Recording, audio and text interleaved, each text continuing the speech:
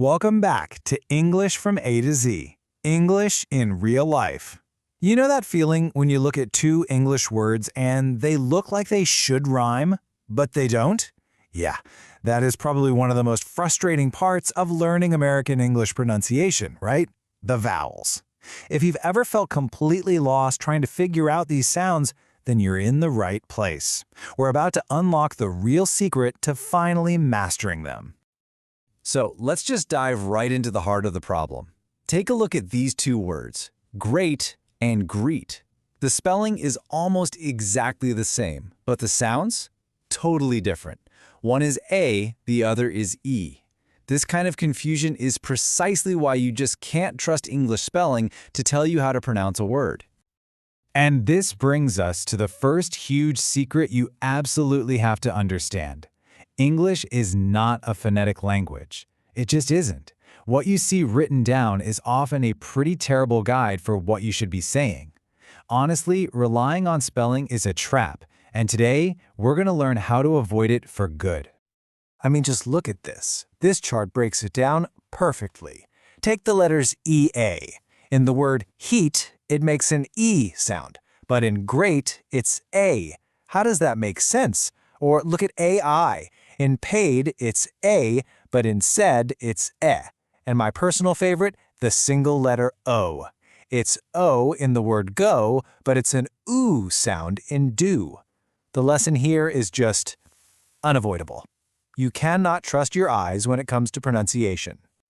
And you know what's so frustrating is that many of us were actually taught these pronunciation rules in school that when you get out into the real world, you realize they just don't work. Instead of making things clearer, these so-called rules often cause the very mistakes we're trying so hard to avoid. So, let's debunk the biggest, most misleading rule of all. It's this whole idea of long and short vowels. I'm sure you've heard this before. Well, I'm here to tell you, it's just completely wrong. This one sentence is the absolute key. In linguistics, phonemic just means a little detail of a sound that can actually change a word's meaning. And the thing is, while holding a vowel sound for a longer time might change the word in some other languages, it doesn't do that in English. A long seat is still just a seat. You're just saying it very slowly. The meaning itself doesn't change one bit. Let's make this crystal clear, okay? Think about the sounds ba and pa. Those are phonemic. If you change one to the other, bat becomes pat. That's a totally new word, right? But if you take the a sound in bat and just make it longer, all you get is a longer sounding bat. The word itself is still the same. That's exactly why vowel length in English is not phonemic. So if the difference isn't about length, then what is it?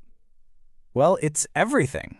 The so-called long E and short E are two completely different sounds.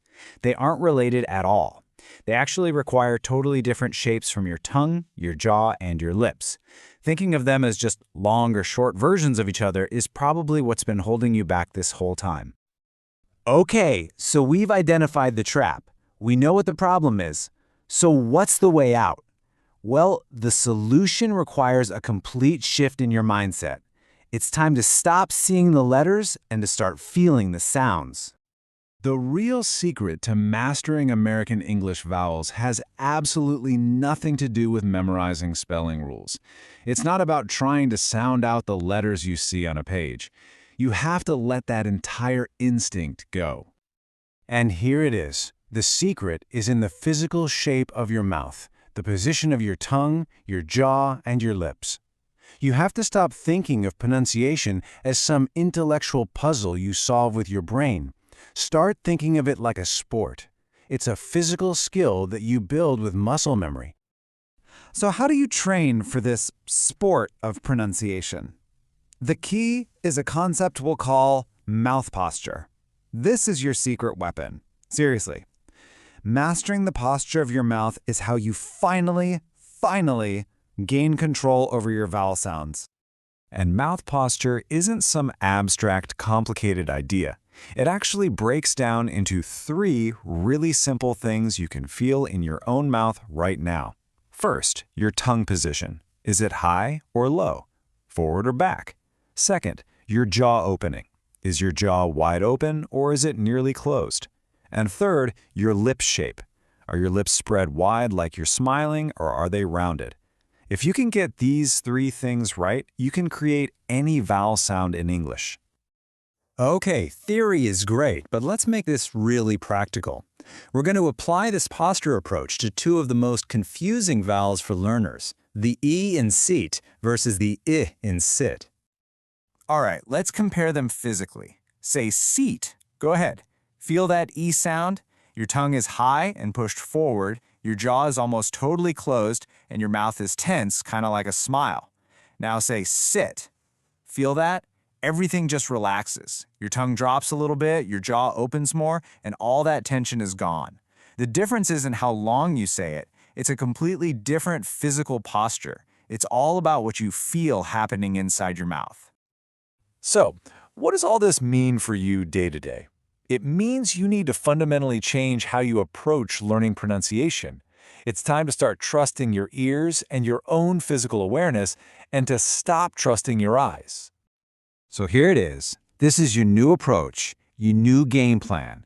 From now on, you're going to ignore those old, broken rules about long and short vowels. You're going to stop trying to sound out letters. Instead, you're going to focus on the physical feeling of making the sound. You're going to train your ear to hear the tiny differences, and you're just going to become way more aware of what your mouth is doing.